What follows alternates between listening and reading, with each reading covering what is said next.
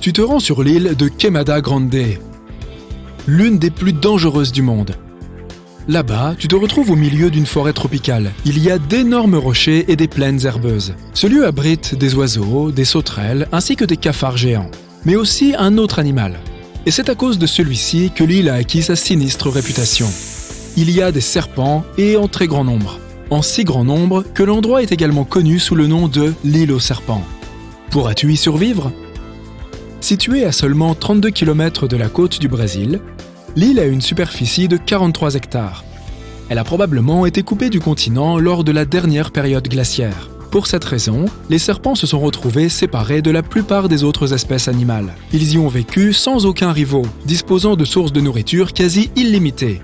Dans un espace aussi restreint, on compte jusqu'à 4000 serpents, ce qui représente un serpent par mètre carré. Il serait donc bien difficile de ne jamais croiser l'une de ces créatures sur cette île. Ce serpent, le trigonocéphale insulaire, est non seulement le plus répandu sur l'île, mais il s'avère aussi qu'il s'agit, dans la famille des vipéridés, d'une espèce extrêmement venimeuse. En fait, c'est l'une des espèces les plus venimeuses de toute l'Amérique latine. La puissance de son venin est due à son grand isolement. En dehors des serpents, on ne trouve que des oiseaux sur cette terre. Et pour attraper ces oiseaux, il fallait que le venin des serpents soit particulièrement violent. Par conséquent, depuis qu'ils ont été séparés de leurs lointains parents, leur venin est devenu presque 5 fois plus puissant.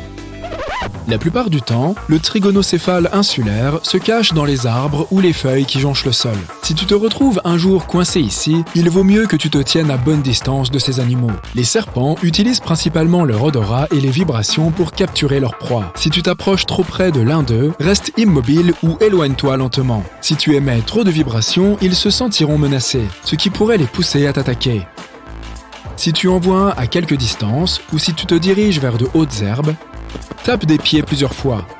Cela informera les serpents de ta présence. Ils ne prendront pas le risque de se mesurer à une proie plus grande qu'eux et s'enfuiront probablement assez vite.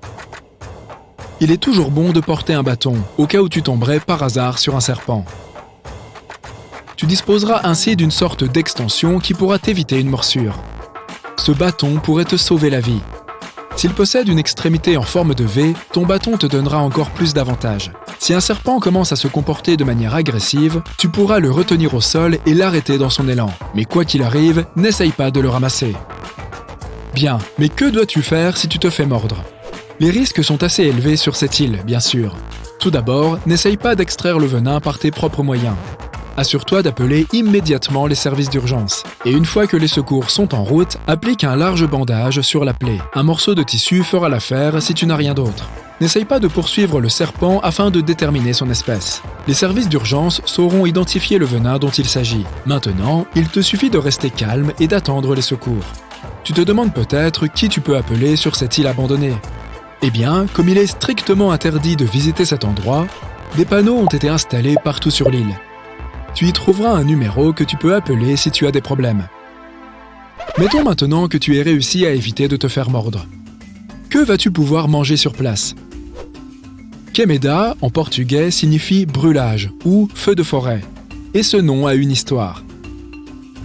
En effet, l'île tout entière a été délibérément incendiée pour permettre la création d'une plantation de bananes.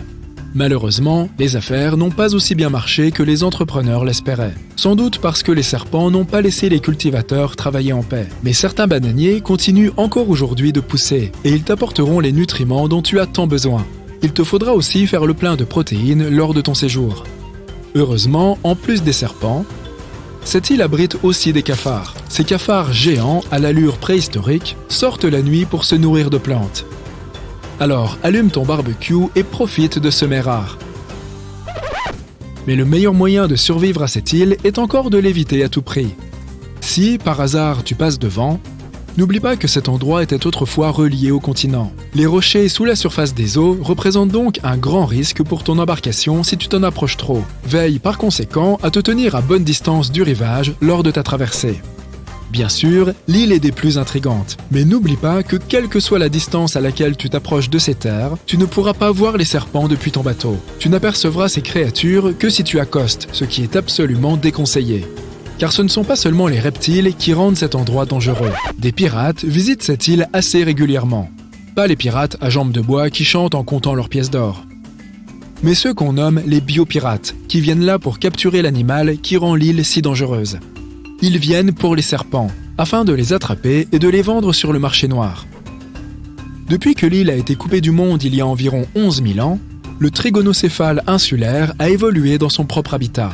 Donc, bien que le nombre de ces reptiles soit élevé dans ces lieux, l'espèce est aujourd'hui considérée comme menacée. Et en raison de leur rareté, leur valeur est très grande. Ils se vendent pour des sommes proches de 30 000 € sur les marchés clandestins, ce qui bien sûr donne aux biopirates la motivation nécessaire pour se rendre sur cette île. Il y a quand même des façons plus simples de gagner sa vie.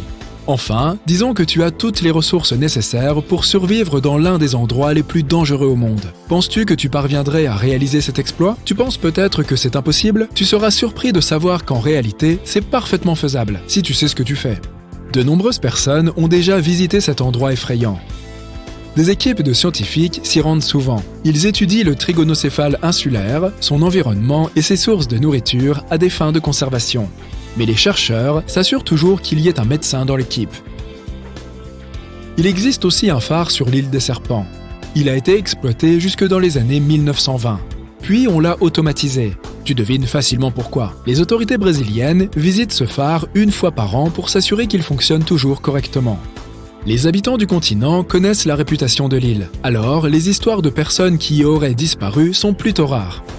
Mais un groupe de pêcheurs s'est un jour approché trop près de son rivage. Alors qu'ils suivaient leur itinéraire habituel, ils se sont accidentellement trop approchés de la côte. Leur bateau a heurté un récif sous les vagues et a commencé à se remplir d'eau. Comme le bateau coulait rapidement, les hommes ne disposaient plus que de deux options: tenter de survivre dans la mer agitée ou nager jusqu'aux plages de l'île aux serpents. C'était évidemment un choix difficile. Après tout, ils avaient entendu toutes les histoires. Et ce n'est pas seulement les serpents qui les effrayaient. Une légende disait que l'île était maudite. Mais sans se préoccuper de ces contes à dormir debout, les pêcheurs ont choisi de tenter leur chance sur l'île de Queimada Grande. Après avoir atteint le rivage, ils se sont efforcés d'être prudents. Leur connaissance de l'île pouvait les aider à survivre. Plus important encore, ils savaient qu'il fallait à tout prix éviter la forêt tropicale. Lorsque les hommes ont commencé à avoir faim, ils se sont prudemment dirigés vers la lisière de la forêt afin de cueillir des bananes. Mais ils ont passé le reste de leur temps à attendre les secours, assis tranquillement afin de conserver leur énergie. Ils ne pouvaient boire de l'eau que lorsqu'il pleuvait. Cela suffisait à peine pour qu'ils restent en vie. Ils dormaient sur la plage, sans protection contre les éléments. Et pourtant, ils étaient si proches du phare et des grottes. Ils se montraient extrêmement prudents. Mais c'était soit endurer un certain inconfort, soit risquer leur vie pour un lit au sec. Ils n'ont pas cédé à la tentation. Ils ont réussi à survivre 3 jours durant, sans qu'aucun d'eux ne se fasse mordre par un serpent. Après ça, un bateau les a finalement secourus. Voilà, maintenant tu sais que tout est possible. Les pieuvres ont 3 cœurs. 2 d'entre eux pompent le sang vers les branchies, tandis que le 3e, plus gros, fait circuler le sang dans le reste de leur corps. Elles ont aussi 9 cerveaux, un grand cerveau central, mais aussi un mini-cerveau pour chacun de leurs 8 tentacules, qui peuvent donc agir indépendamment. Comme chaque tentacule a son propre cerveau, le cerveau central envoie seulement un signal de niveau supérieur aux tentacules. Quelque chose comme « déplace-toi vers cette crevasse, un crabe pourrait s'y cacher ». Dans le cas des humains, le cerveau guiderait et prendrait le contrôle de chaque mouvement de nos jambes et de nos bras. Mais dans le cas de la pieuvre, les tentacules agissent de façon presque indépendante en se dirigeant vers la crevasse. Elle goûte et sent aussi avec les ventouses qu'elle a sur son corps. Comme ces tentacules sont indépendants, une pieuvre ne sait pas vraiment où chacun d'eux se trouve à moins de les voir. À l'inverse, l'être humain possède un sens appelé proprioception, grâce auquel nous savons où se trouvent nos membres même si nous ne les voyons pas. 1816 est connu comme l'année sans été. En avril 1815, une explosion massive a eu lieu sur le mont Tambora en Indonésie. D'énormes nuages de cendres volcaniques ont été projetés dans l'atmosphère. La majorité de l'hémisphère nord s'est retrouvée recouverte d'un voile de poussière et la nature a en quelque sorte hiberné. En juin de l'année suivante, l'hiver ne s'est tout simplement pas terminé. Le gel a endommagé les cultures et la neige et la pluie ont persisté pendant tout l'été.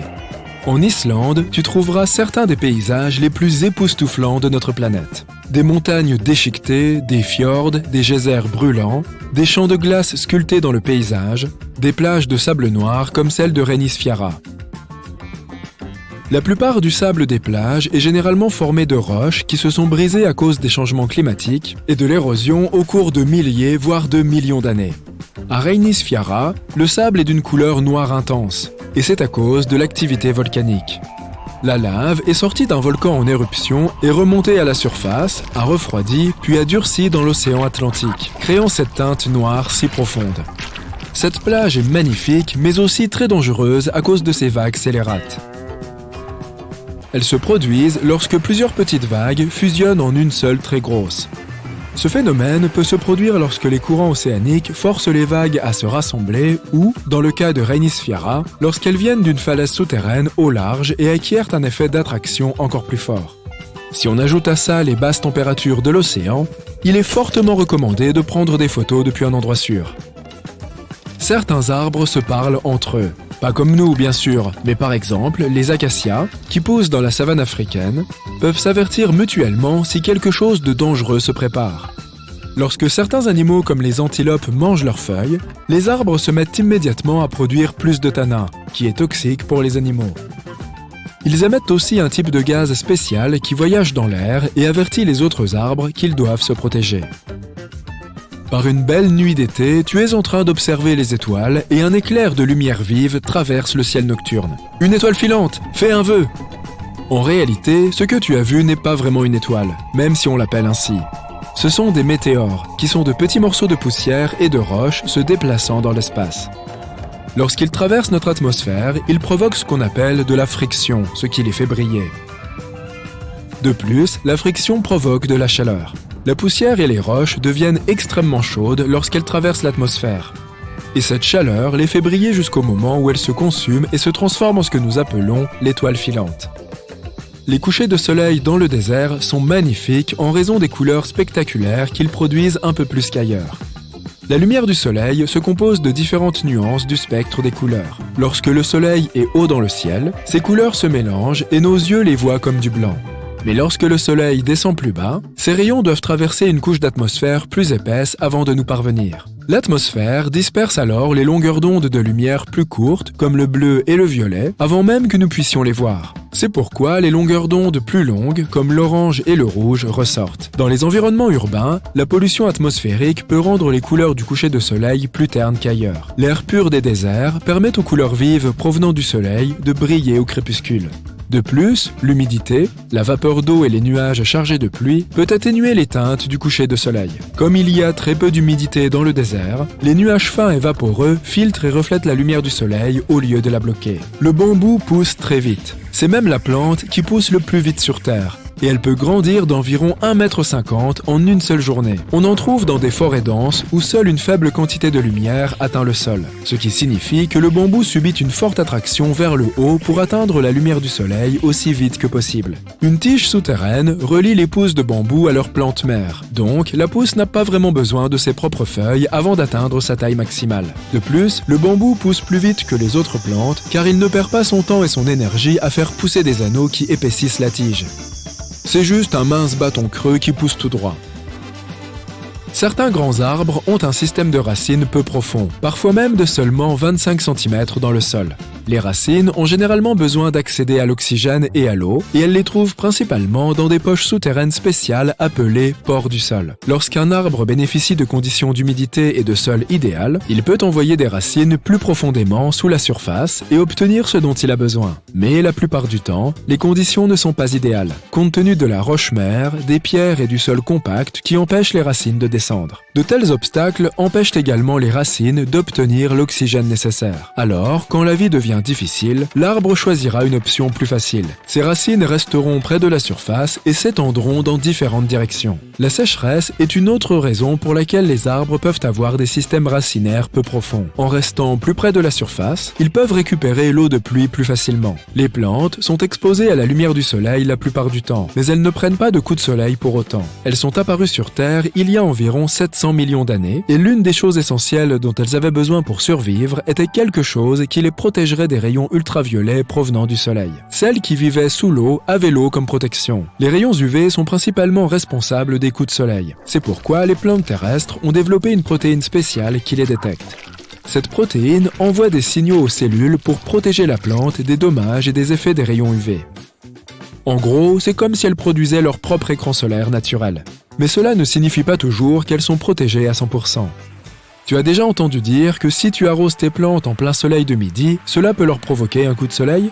Certains pensent que les gouttelettes d'eau agissent comme de minuscules lentilles qui concentrent la lumière du soleil sur la surface de la feuille.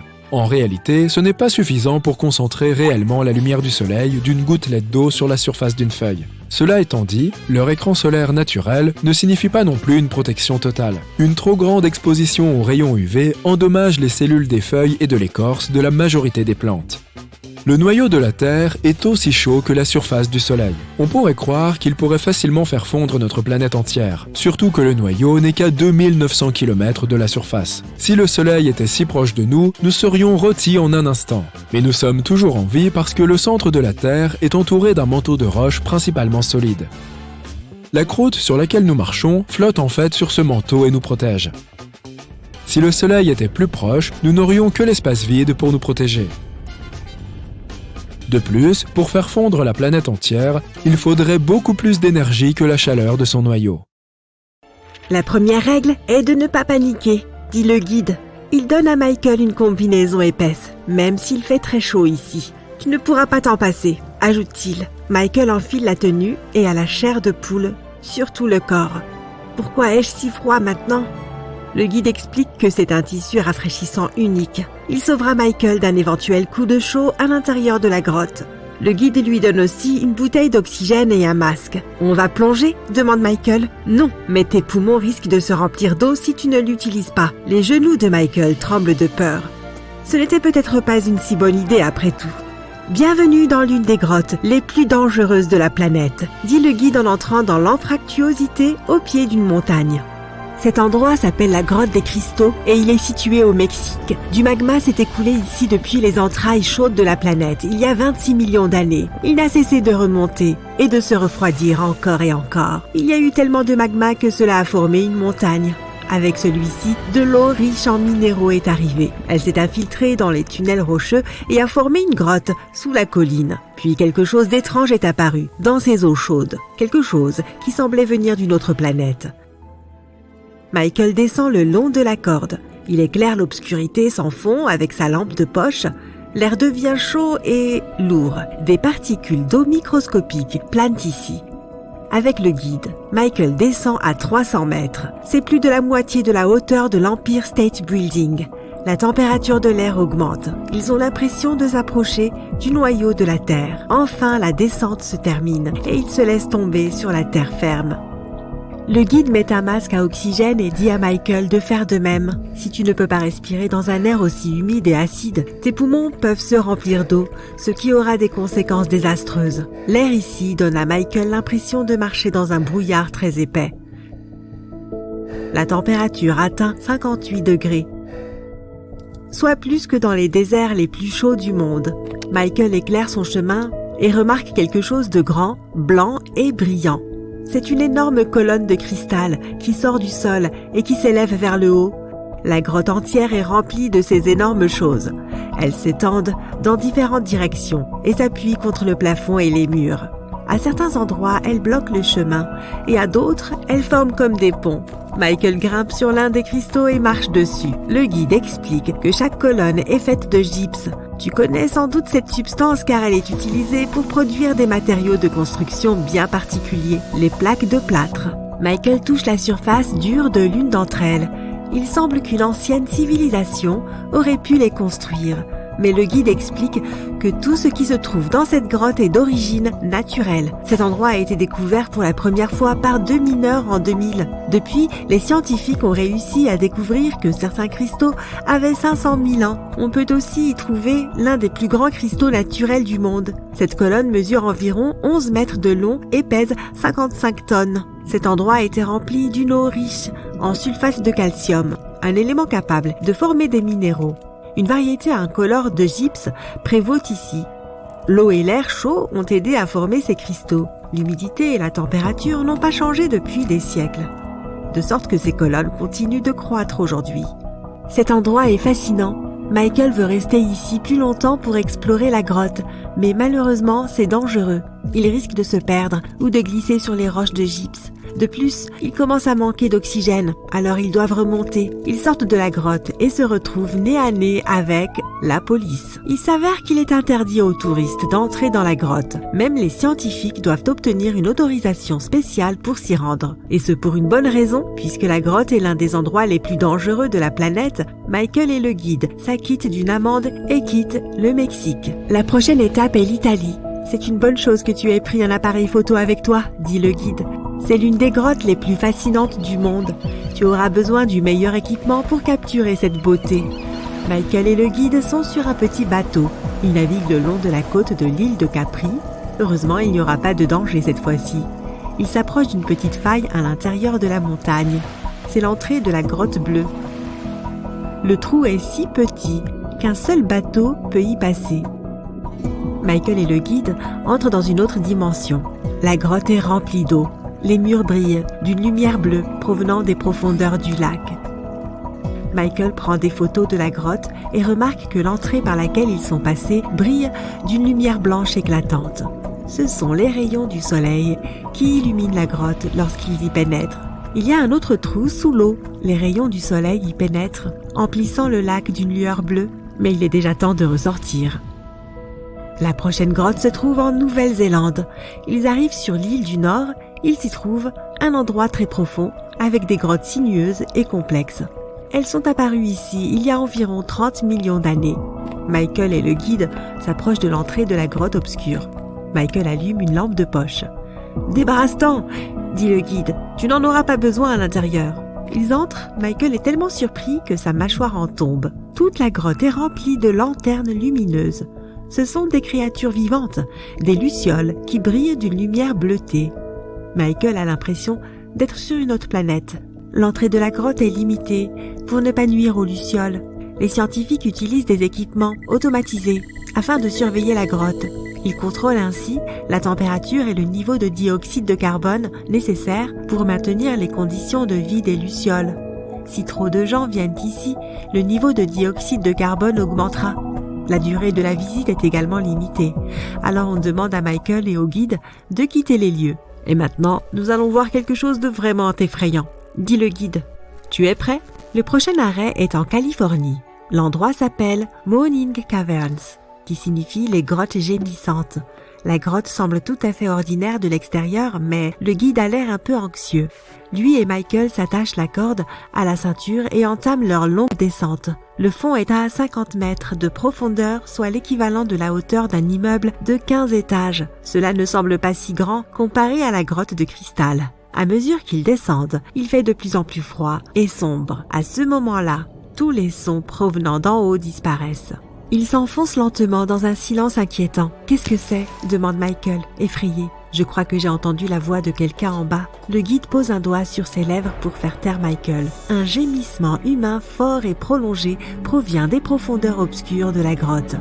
Dans les premières secondes, Michael se fige. Puis il remonte rapidement le long de la corde. Le guide se moque de lui. Ils entendent un autre gémissement. Michael sort rapidement de la grotte et tire sur la corde pour faire sortir le guide. Ce dernier dit que c'est l'une des grottes les plus effrayantes du monde. L'air et le vent circulent dans les profondeurs et créent un son semblable à un gémissement. Les touristes y descendent souvent pour jouer avec leurs nerfs. De plus, on a trouvé environ 100 squelettes humains au fond de la grotte et personne ne sait comment ils sont arrivés là. Michael ne veut pas retourner à l'intérieur. Il demande au guide de lui expliquer comment se forment les grottes. Il s'avère que tout commence lorsque le sol absorbe une pluie acide composée d'eau et de dioxyde de carbone. Le liquide pénètre dans le sol et entre en contact avec les surfaces de roches dures. Lorsque l'eau touche le calcaire ou la dolomite, elle les dissout et contribue à former un espace vide. Chaque année, il y a de plus en plus d'espace autour. La pluie continue de tomber et de s'accumuler dans cette zone ouverte. Ensuite, l'eau forme un ruisseau ou une rivière souterraine. Puis, l'érosion des roches dures commence. Des milliers d'années plus tard, il y a assez d'espace pour qu'un être humain puisse passer. Puis cet espace devient une grotte lorsque l'érosion se combine avec les stalactites et les stalagmites. Elles forment des chambres et des colonnes impressionnantes. Au fait, tu connais la différence entre les stalactites et les stalagmites? Les stalactites pendent du plafond tandis que les stalagmites sortent du sol. Il faut environ 1 million d'années pour développer de tels paysages souterrains. Ainsi, chaque fois que tu te promènes dans ces endroits, tu entres en contact avec le lointain passé de notre planète. La mer, cette bête aquatique implacable, défie depuis des siècles toutes les tentatives pour la dompter. De nombreux navires poussés par le vent ont traversé les régions les plus rudes du monde. Certains ont survécu à la bataille livrée avec la mer et beaucoup s'en sont même tirés à bon compte. Voici une histoire, 1834. Un navire appelé le Pilgrim met le cap sur la Californie et Boston. Le voyage contournera l'Amérique du Sud et passera ensuite le Cap Horn au Chili. Richard s'engage comme marin marchand à bord du Pilgrim. C'est son premier voyage en mer. L'équipage lui raconte des histoires sur le passage de Drake au passage du Cap Horn, une route légendaire pour sa dangerosité. D'innombrables navires et marins ont disparu dans ces eaux. Depuis sa découverte en 1526, le Cap Horn est devenu rapidement connu de tous ceux qui l'ont emprunté comme le test ultime des compétences de tout marin et de la force de tout navire. Ceux qui ont survécu au voyage considèrent le Cap Horn comme le cauchemar des mers. Jack, le timonier, un vétéran chevronné, dirige le navire vers cette route extrêmement dangereuse. Jack est à bord du Pilgrim depuis sa première mise en service en 1825. Il est passé par là de nombreuses fois, apprenant à chaque fois une leçon différente des épreuves que lui a fait subir la mer. Le Pilgrim a été remis en état depuis son dernier voyage, il y a 1 an. Richard apprécie l'expérience de Jack, étant donné que c'est son premier voyage en mer. Jack rassure Richard quant à la fiabilité du Pilgrim, même s'il ne s'agit que d'un petit brick en bois avec 2 mâts. Jack est conscient que les navires en bois deviennent progressivement obsolètes, remplacés par de nouveaux navires à vapeur. Mais Jack préfère la maniabilité du Pilgrim et le préfère de loin aux navires en acier. Richard est ravi d'être à bord. Il y a tellement de choses à explorer dans la vie d'un marin marchand, mais il a du mal à trouver son pied marin sur le bateau. Les vents violents font avancer le Pilgrim plus rapidement, ce qui permet à Richard de se familiariser rapidement avec la vie en mer. En même temps, rien ne peut le préparer à ce qu'il va vivre au Cap Horn. C'est la pointe de terre la plus au sud avant l'Antarctique. L'espace entre le continent glacé et le Cap Horn contient le tristement célèbre passage de Drake.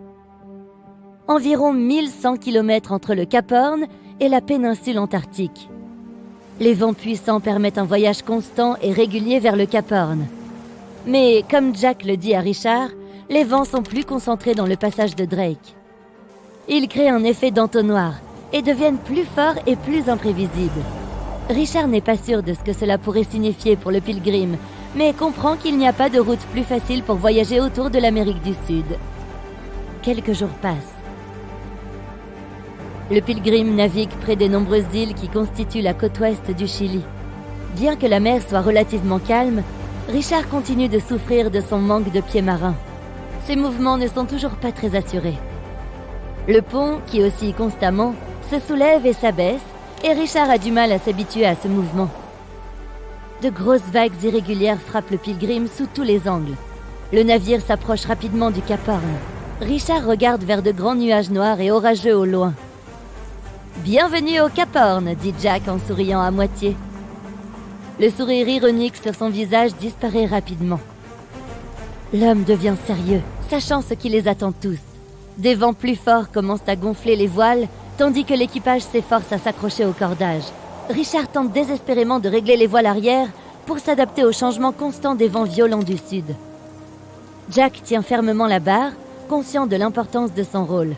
Il se méfie de la houle, elle peut se former très rapidement au fur et à mesure qu'ils vont vers le sud. Il est crucial que le Pilgrim ne s'aventure pas trop près du cap quand ils approchent. La grande obscurité qui était au loin est maintenant tout autour d'eux et remplit le ciel dans toutes les directions. Les nuages noircis projettent de la pluie et de la grêle sur l'équipage qui tente de résister au temps déchaîné. Le capitaine dirige Jack à la barre et change la direction du navire. La température a considérablement baissé. Il essaie de garder l'eau loin de ses yeux et se tourne vers la proue bâbord afin d'offrir à son visage une brève pause de la torture du vent. En regardant au loin, l'homme voit le Horn, seul, entouré de brume. C'est une vision obsédante. Il dirige le pèlerin le long de la côte du Horn, au fur et à mesure que la distance se réduit. Les vagues diminuent en hauteur, car les profondeurs deviennent plus petites. Mais ces vagues sont beaucoup plus raides, et leur angle peut causer plus de dommages au navire en bois. Jack ne sait pas combien de ces vagues le Pilgrim peut supporter avant que la coque se brise. Richard, toujours posté au voile arrière, regarde l'eau et les icebergs qui flottent au loin. Il n'est pas sûr de leur taille réelle, puisqu'ils sont pour la plupart cachés sous l'eau. Mais il sait qu'il doit alerter Jack si l'un d'entre eux s'approche trop près. Un seul iceberg qui frappe le Pilgrim, et c'en sera fini de la coque, tout simplement. Consciencieusement, il regarde par-dessus bord, et au loin, les icebergs ne sont pas les seules choses qu'il faut surveiller. Les vagues scélérates sont courantes dans ces mers aussi. La connexion des océans Antarctique et Pacifique, mélangée à une météo orageuse, forme des vagues ensemble. Cela crée des vagues dites scélérates beaucoup plus grandes. On sait que ce genre de vague peut atteindre 30 mètres de haut. Elles peuvent détruire la plupart des navires sur leur passage. Ce sera sûrement la fin du Pilgrim s'il rencontre une vague scélérate. De forts courants modifient la route du navire, comme si le Horn essayait de l'attirer vers ses bas-fonds rocheux. Lentement, il se rapproche du Cap Horn. Jack lutte contre le courant à la barre. En faisant tourner la barre, il tend son corps autant qu'il le peut. En grognant, il fait passer la gouverne de bâbord à tribord et vice-versa. Le capitaine continue de crier des instructions. Pour un novice, elles sont extrêmement confuses. Mais Jack, un vétéran endurci, continue d'interpréter les directions avec facilité et gouverne pour réajuster leur trajectoire loin du Horn. Le capitaine ordonne à Richard de vérifier la coque sous les ponts. Avec le niveau de battement que le passage du Drake a fourni jusqu'à présent, il a sûrement endommagé le navire d'une manière ou d'une autre. Richard court sur le pont alors qu'un autre marin lui crie quelque chose, mais le bruit de la mer le rend difficile à entendre. Une vague frappe le côté et se déverse sur le pont. Richard parvient à s'accrocher au mât avant d'être pratiquement emporté par-dessus bord. Tout le pont avant semble être sous l'eau. Accroché alors que l'eau ruisselle sur les côtés du navire et en attendant qu'elle se dissipe, Richard regarde le Horn passer lentement. Pourtant, il fait signe au Pilgrim comme s'il réclamait son dû à l'équipage. Les courants continuent de pousser le navire alors que la tempête fait rage, sans que la fin de cette bataille soit en vue. La tempête est de plus en plus grande et féroce. Richard se prépare à descendre et à évaluer les dégâts. Après une lente descente vers les ponts inférieurs, Richard peut enfin regarder la coque depuis les compartiments du vaisseau. Il n'y a aucun dommage d'après ce qu'il peut voir. Mais il est choqué par la profondeur de l'eau à l'intérieur. C'est maintenant à la hauteur de la taille. Des tasses, entre autres choses, flottent dans l'eau. Mais même à l'intérieur du bateau, le gars ne peut pas échapper aux vagues. Incapable de donner un sens à tout cela, il reste figé et écoute la toute-puissance de Mère Nature à l'extérieur. La mer rugit encore plus fort et les vagues frappent constamment la coque. Cela ressemble à un sombre battement de tambour, un lent compte à rebours vers la disparition du Pilgrim. Richard se force à revenir à la terreur des ponts supérieurs en s'agrippant aux rambardes pour franchir avec précaution les escaliers glissants. Il oublie les craquements inquiétants des ponts en bois. Ils sont bientôt remplacés par les sons tendus des cordes, les cris des autres marins et le rugissement assourdissant de la mer qui s'écrase tout autour de lui. Jack est à la barre, concentré sur son rôle, luttant toujours contre le vent et les vagues, même avec la glace et le givre en plus. Il semble que le monde qui l'entoure s'est mis en tête de détourner l'homme de son devoir, mais Jack continue avec détermination. Pendant 9 jours, le Pilgrim se bat contre les changements incessants du climat, affrontant toutes sortes d'obstacles. Mais le navire réussit à s'en sortir. Après avoir laissé la tempête derrière lui, l'équipage met le cap sur le nord pour atteindre sa destination finale. La vue du soleil à travers les nuages sombres est le plus grand soulagement que Richard ait jamais ressenti. Malheureusement, Richard a perdu ses rations à un moment donné pendant la tempête. En mer, si tu perds tes rations, c'est ta propre malchance. Heureusement, Jack est assez gentil pour partager certaines des siennes. Ton cœur s'emballe. Tu cours pour sauver ta vie devant l'une des plus grandes créatures que tu aies jamais vues. Un reptile géant sprinte sur 2 pattes juste derrière toi. Tu entends le bruit d'une rivière en furie à côté de toi, mais tu décides de ne pas sauter dedans. Des feuilles et des buissons épais ne cessent de te bloquer le passage. Et tu continues à t'embourber dans la boue. Tout ce qui t'entoure cherche à t'attraper, et il n'y a nulle part où se cacher. Tu repères un tronc d'arbre évidé et tu rampes à l'intérieur. Ce qui te poursuit se rapproche de plus en plus. Tu entends son souffle rauque profond et d'énormes bruits de pas. Il se rapproche. Par une fente du tronc, tu aperçois une grande queue qui se balance et renverse des buissons et de petits arbustes. Quoi que ce soit, ça te renifle comme ces chiens à l'aéroport. Et juste à côté de ton visage, il y a des insectes géants de la taille de chats. Génial! Tu as toujours eu peur de ces petites choses rampantes. Mais celle-ci est si proche et si grande que tu peux voir les traits de son visage. Elle te regarde comme si c'était toi l'extraterrestre. Tu veux crier, mais tu n'y arrives pas. Puis, sortant de l'obscurité, d'autres insectes. Ce sont des choses curieuses qui posent leurs antennes sur tout ton corps. Ok, c'en est trop. Un insecte, c'est une chose, mais des centaines? Un mille-pattes géant rampe vers toi. Ses crocs sont de la taille de ton pouce. Tu te jettes hors du tronc d'arbre et tu te retrouves face à face avec un monstre gigantesque. Il s'arrête et te regarde fixement, sachant que tu n'as nulle part où aller. Des griffes et des dents de la taille d'une quille de bowling. Et il se prépare à foncer sur toi. Bienvenue dans la période et la zone la plus dangereuse de tous les temps pour un humain. Le Sahara du Crétacé moyen. Cet endroit, qui se situe à l'emplacement de l'Afrique du Nord actuelle, prospérait il y a environ 100 millions d'années. À l'époque, les continents étaient tous disposés différemment. Et le climat était déchaîné. Les tempêtes extrêmes étaient assez courantes. Et les températures montaient et descendaient comme une hola dans un stade de foot. Puis le niveau des mers a commencé à monter. L'eau a inondé la région de Kemkem, une zone située entre l'Algérie et le Maroc actuel. Au cours des millions d'années suivantes, des astéroïdes, des éruptions volcaniques et d'autres catastrophes naturelles ont anéanti tout le reste. Adieu les dinosaures, merci d'avoir joué. Tu te dis probablement que le Sahara est encore l'un des endroits les plus inhospitaliers de la Terre. Mais à l'époque, il y avait des arbres et des rivières. Il était encore plus dangereux. Le célèbre fleuve des géants était un énorme système fluvial qui s'étendait de l'Égypte actuelle jusqu'au Maroc. Les terres étaient plates et peu de végétation y poussait, mais c'était suffisant pour que la vie existe. Une vie effrayante. La créature que tu fixes est un théropode géant et effrayant, et il veut t'attraper. Imagine un dinosaure ressemblant à un T-Rex, mesurant plus de 10 mètres de haut et doté d'une mâchoire puissante. À l'époque, il était tout en haut de la chaîne alimentaire. C'est pourquoi cet endroit et cette période du Crétacé étaient si uniques. Toute la région présentait un incroyable déséquilibre entre les dinosaures affamés et les pauvres petits dinosaures. Il n'y avait pas assez de nourriture pour tout le monde. Les scientifiques n'ont jamais pu trouver beaucoup de traces d'herbivores. Cela signifie qu'il aurait pu s'agir d'un royaume de créatures carnivores attendant de se jeter les unes sur les autres à tout moment. Bref, après un certain temps à vous regarder dans le blanc des yeux avec ce théropode géant, une ombre se glisse sur toi par derrière. Tu as trop peur pour te retourner, mais le grognement est plus fort que tout ce que tu as jamais entendu, et il te fait trembler jusqu'aux os. Tu te retournes et tu vois un spinosaure, et c'est à peu près tout ce que tu peux voir. Tu as remarqué qu'on nous présente toujours le T-Rex comme le roi des dinosaures.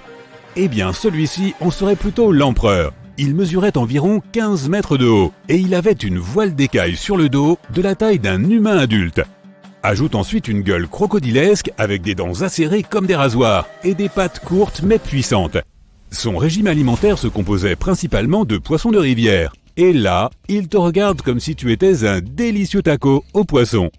Les deux alphas sont maintenant face à face avec toi coincé au milieu. Mais avant que tu ne fermes les yeux et que tu ne te prépares à être dévoré, ils commencent à se battre entre eux, abattant des arbres. Tu dois sortir de là sur la pointe des pieds et courir. Plus tu iras loin, mieux ce sera, n'est-ce pas? Faux, pas ici, car partout où tu vas, il y aura quelque chose de dangereux. À cette époque, le danger était à la fois dans le ciel, dans l'eau et sur terre. Il y avait des petits mammifères qui s'agitaient ici et là, mais ils restaient surtout dans l'ombre pour éviter le danger. Après 5 minutes de course aussi rapide qu'il est humainement possible, tu arrives à sortir de la forêt et à parvenir sur une plaine dégagée. Mauvaise idée. Désormais, tu ne peux plus te cacher nulle part. Soudain, tu entends un autre cri. Tu regardes derrière toi. Rien. Il n'y a que de l'herbe rase partout. Puis tu inclines ta tête vers le ciel et tu vois ce qui ressemble à des oiseaux géants. Seulement ce sont plutôt des crocodiles volants. À l'époque, des nuées d'énormes ptérosaures régnaient sur les cieux. Alanka saarika est un reptile volant qui se nourrissait sans doute de poissons pêchés dans la rivière. Ces poissons devaient être savoureux. Il avait une énorme envergure et de longues mâchoires fines. Oh, et il avait la taille d'un petit bus. Celui-là t'a repéré et se précipite pour t'attraper. Tu cours pour sauver ta vie, encore une fois. Et cette fois, il n'y a pas d'endroit où se cacher. Soudain, tu sens des cerfs qui s'agrippent à toi et tu es soulevé du sol. Tu t'envoles. Si tu n'étais pas mort de peur, tu aurais peut-être remarqué la beauté des canaux géants du système fluvial en dessous de toi. L'Alanka manœuvre comme un avion de chasse, se dirigeant vers les montagnes en esquivant tous les obstacles. Tu vois un grand nid dans lequel se trouvent des mini-bêtes. Elles ont faim et sont aussi grandes que toi. Pas la meilleure des nouvelles. Tu essaies de te libérer, mais c'est impossible. La créature te laisse tomber au milieu du nid et s'envole. Tu essaies de te couvrir, mais les petits continuent de picorer. Ce n'est qu'une question de temps avant qu'il ne soit trop tard. Tu regardes en dessous de toi et tu vois la rivière. Tu ne peux pas dire quelle est sa profondeur, mais le courant est très fort. Tu n'as plus d'option. Tu plonges dans la rivière déchaînée et te laisses entraîner par le courant. Tu es en sécurité pour le moment. Ou presque. Imagine que nous sommes en 2021, tu te promènes dans l'un des endroits les plus chauds et secs de la Terre, au milieu du désert du Sahara, et tu trouves des fossiles de poissons surdimensionnés. Ils allaient de la taille d'un orteil à celle d'un bus. Même des requins d'eau douce vivaient là.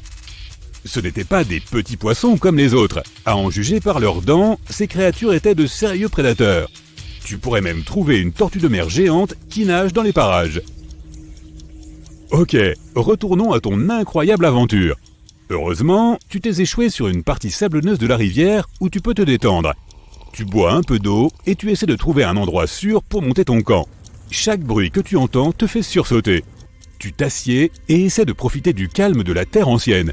Juste quand tu sens que tu peux enfin reprendre ton souffle, tu vois un spinosaure qui marche le long de la rivière, à l'affût.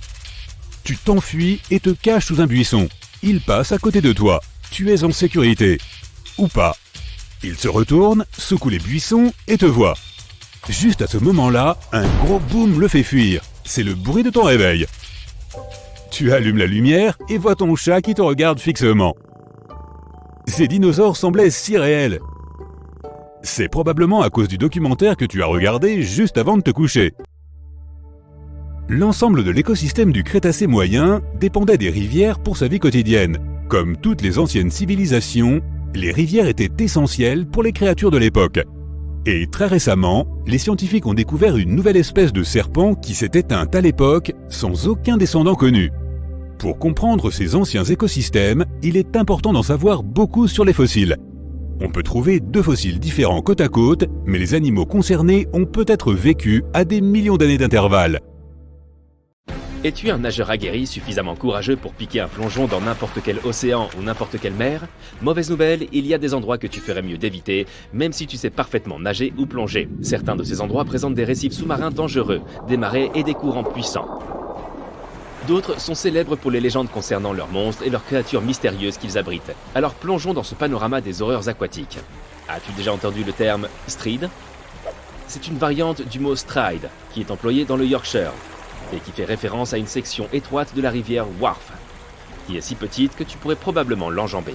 Mais ne te laisse pas duper par sa taille, c'est l'un des endroits les plus dangereux des environs, et le simple fait de faire un pas dans l'eau peut avoir des conséquences désastreuses. La Wharfe a un courant puissant, et comme le Stride est si étroit, il est d'autant plus fort dans cette zone. Le débit intense de l'eau a érodé le calcaire alentour, ce qui a créé des espaces creux beaucoup plus profonds que le reste du lit de la rivière. Et voici le secret, le courant a également affaibli les berges du Stride par en dessous. Ainsi, le sol sur lequel tu te tiens, à contempler cet écoulement rapide, n'est probablement qu'un fragile rebord suspendu au-dessus d'eau traîtresse. Il n'existe aucune trace de quelqu'un qui se soit retrouvé dans les eaux du Stride et qui ait réussi à en réchapper. Et le pire, tu ne te douterais jamais que ce ruisseau, à l'apparence innocente, puisse représenter un tel danger. On te conseille donc de t'en tenir à un plan d'eau plus sûr pour tes escapades aquatiques. Si tu cherches à t'évader le temps d'un week-end en Californie, Horseshoe Lake est l'endroit qu'il te faut. Il a tout pour lui. Des plages de sable, des sentiers de randonnée et des aires de pique-nique. Mais attends, il y a autre chose au-delà des apparences. Ce lac possède une face sombre, à savoir environ 40 hectares d'arbres morts qui l'entourent. Et il n'y a pas que les arbres qui aient été victimes de ce lac. Les tremblements de terre qui ont eu lieu entre 1989 et 1990 ont libéré du dioxyde de carbone prisonnier du magma en fusion. Ce gaz s'est infiltré dans l'air, entravant toute forme de vie autour du lac. Aujourd'hui encore, Horseshoe Lake est tout aussi dangereux qu'il y a 30 ans. Ce qui le rend si effrayant, c'est que les niveaux de ce gaz toxique changent de façon imprévisible. Les panneaux d'avertissement qui sont jonchés partout pourraient certainement donner une touche d'épouvante à cette amusante randonnée sylvestre. À Kauai, dans l'archipel d'Hawaï, se trouve un groupe de chutes d'eau époustouflantes, qui était autrefois une destination populaire chez les touristes. Les chutes de Kipu, comme on les appelle, étaient autrefois un lieu privilégié pour la baignade et la plongée. Pour y accéder, il fallait effectuer une longue marche le long d'un chemin de terre, pour accéder enfin à une vue imprenable donnant sur une chute d'eau de 6 mètres de haut et qui se déversait dans un bassin d'eau cristalline en contrebas. Mais depuis 2011, cette zone est interdite au public. Pourquoi ? Eh bien, beaucoup d'accidents se sont produits aux chutes de Kipu. Bien entendu, sauter du haut de la cascade en serait la cause la plus évidente. Mais il existe des cas beaucoup plus mystérieux. Des témoins racontent que des nageurs profitaient paisiblement de l'eau en bas des chutes, avant d'être soudainement aspirés sous la surface. Aucune explication précise n'a jamais été trouvée à ces accidents.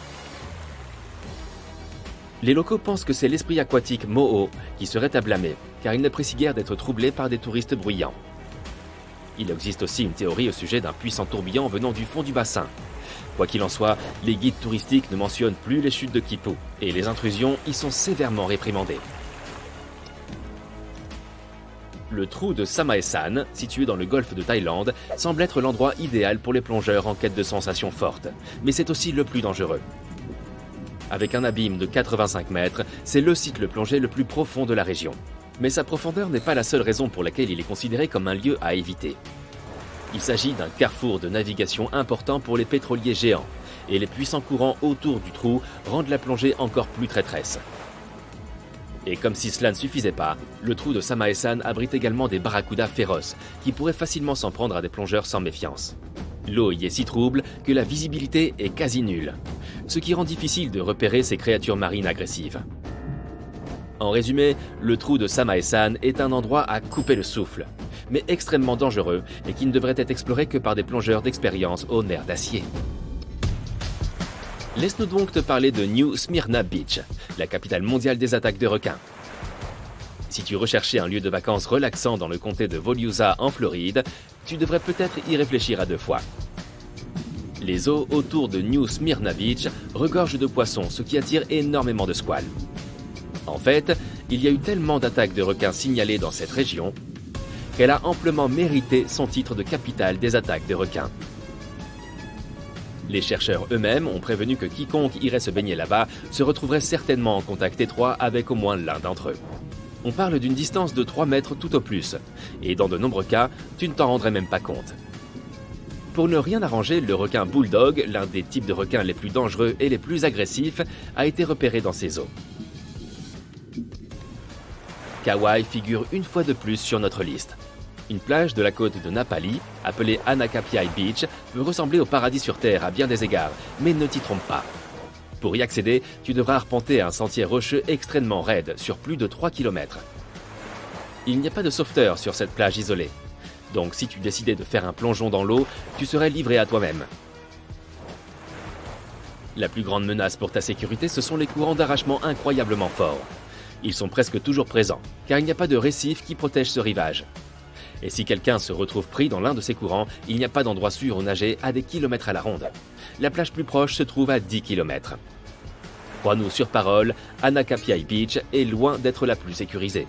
Il est donc fortement conseillé de rester hors de l'eau si tu te rends un jour sur cette plage. Laisse-nous maintenant te parler d'un endroit qui semble tout droit sorti d'un film d'horreur. Il s'agit de Berkeley Pit, un lac artificiel situé à Butte, dans le Montana. La première chose que tu remarqueras à propos de cet endroit, c'est son inquiétante couleur rouge sang, qui tend à mettre mal à l'aise. Tu serais peut-être tenté d'y faire trempette, mais ce serait une grave erreur. N'y touche même pas.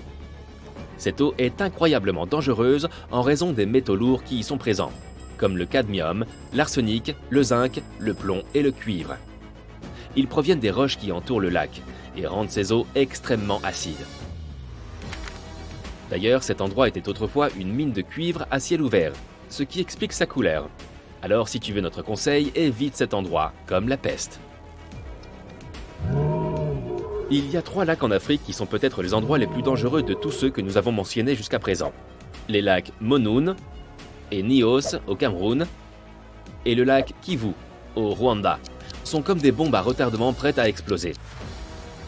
Ils se sont formés au-dessus de gisements souterrains de roches en fusion.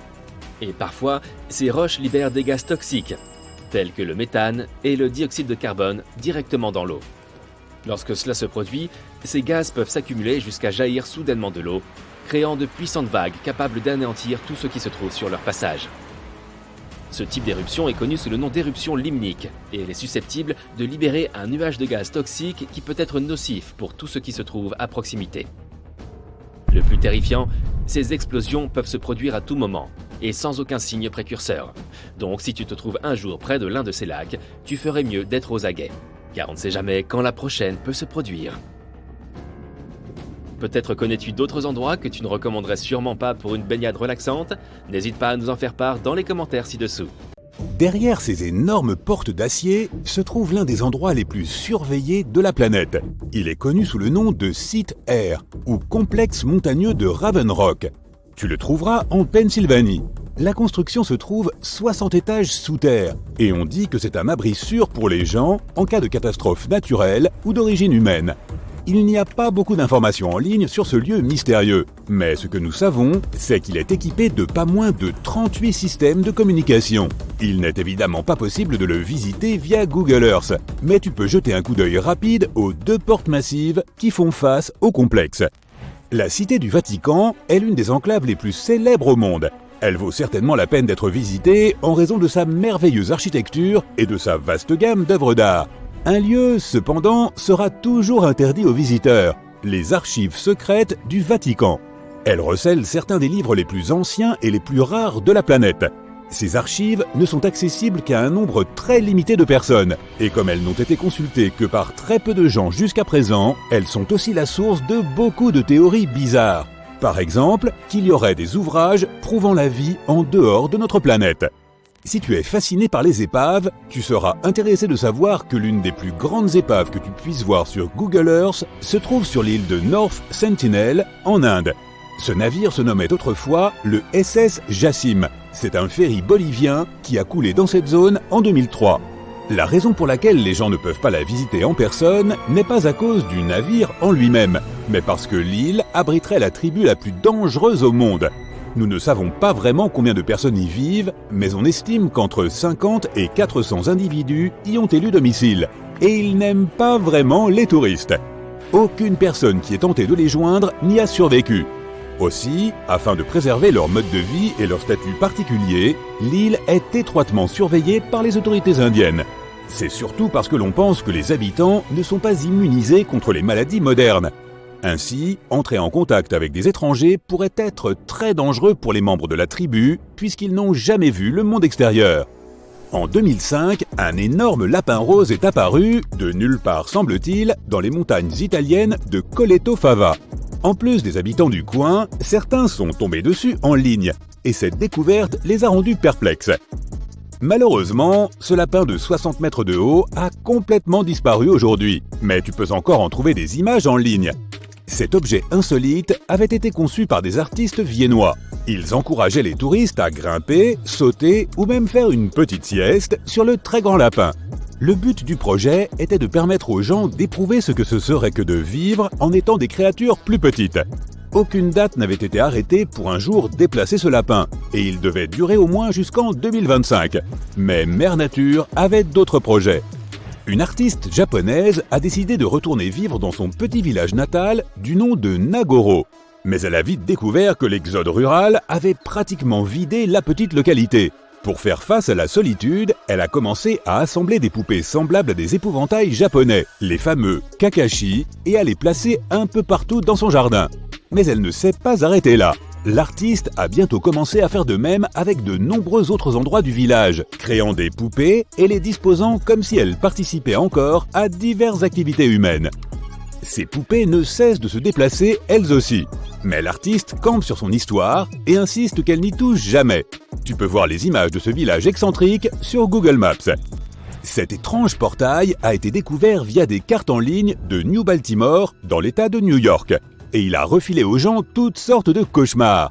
Avec des bâtiments à l'allure effrayante et toutes sortes de silhouettes floues, cette zone est rapidement devenue la source de nombreuses théories étranges sur Internet. Il s'avère que ce n'était rien d'autre qu'un problème technique qui a fait que ces images ont été rendues de manière déformée. Quoi qu'il en soit, si tu cherches un jour ces images sur Google, tu ne pourras plus les sortir de ta tête. Cette adorable carte du monde miniature a été créée par un artiste danois. Il a continuellement travaillé sur ce projet fastidieux de 1944 à 1967, en utilisant principalement ses mains et seulement quelques outils pour déplacer les lourdes pierres.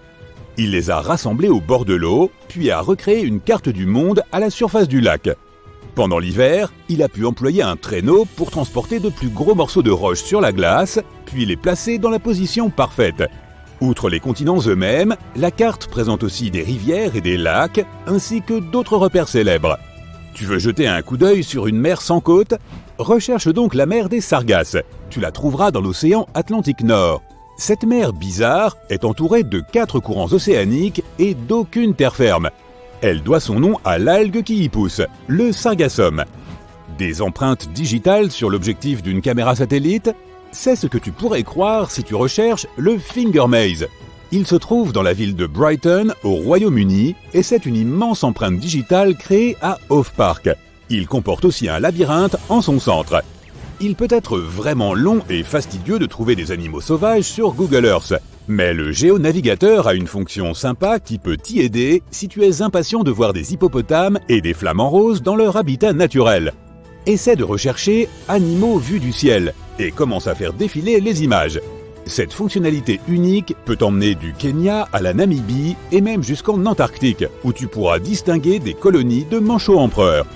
Il y a certains endroits sur Google Maps qui, pour des raisons spécifiques, sont indisponibles au public en ligne, comme le Palais Royal d'Amsterdam. Si tu visualises cet endroit via Google Earth, tu verras que tout ce qui entoure le Palais Royal néerlandais est encore visible, comme la végétation et les routes environnantes.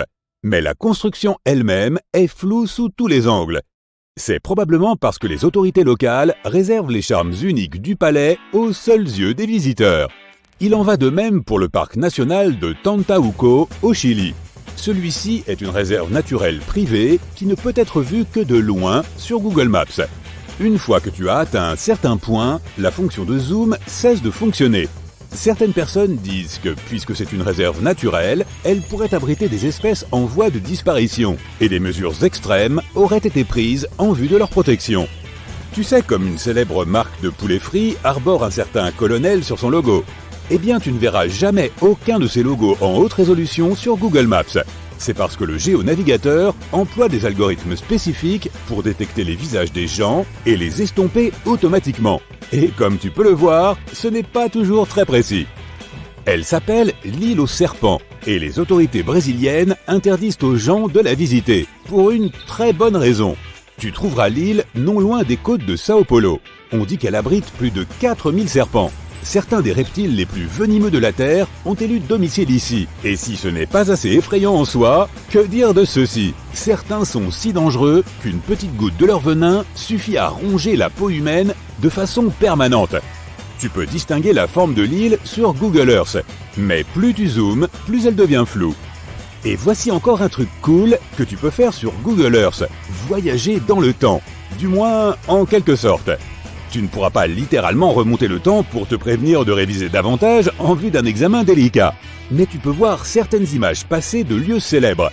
Tu peux toujours vérifier si cette fonction est disponible en regardant dans le coin supérieur gauche de l'écran. Si tu peux voir une petite icône d'horloge, elle peut te permettre de faire défiler quelques années en arrière. Tu peux aussi voir comment la lumière du soleil affecte la Terre en activant la fonction Sunlight. Imagine une ville fantôme, des bâtiments abandonnés couverts de graffitis, des carcasses de voitures rouillées, des routes au goudron fissuré. Et maintenant, ajoute à ça une épaisse couche de fumée noire qui sort du sol. Et le sol lui-même est chaud au toucher. Bienvenue à Centralia, en Pennsylvanie. C'était un endroit animé dans les années 1800 et jusque dans les années 1960. Ces riches mines de charbon ont attiré beaucoup de gens pour y travailler et y vivre. Mais en 1962, l'une de ces mines a accidentellement pris feu et un incendie a commencé à se propager sous terre. Le charbon est un combustible à combustion lente. Donc, les citoyens ont continué à vivre paisiblement pendant presque 2 autres décennies, jusqu'à ce que l'incendie commence à ronger la ville par le dessous. L'un des pires accidents a eu lieu lorsqu'un trou béant est apparu de nulle part dans le jardin d'une maison à Centralia. Heureusement, personne n'a été blessé, mais après cela, les gens ont commencé à partir. Au cours des 30 années suivantes, presque tout le monde a déménagé. En 2020, 5 personnes y vivaient encore. Mais à part cette poignée d'irréductibles, Centralia est bel et bien une ville fantôme. Les bâtiments abandonnés qui s'écroulent et les routes fissurées n'en sont qu'une petite partie. L'élément le plus inquiétant de cet endroit est la fumée qui s'échappe du sol par les fissures. L'incendie souterrain fait toujours rage, réchauffant la surface et détruisant lentement les restes de la ville.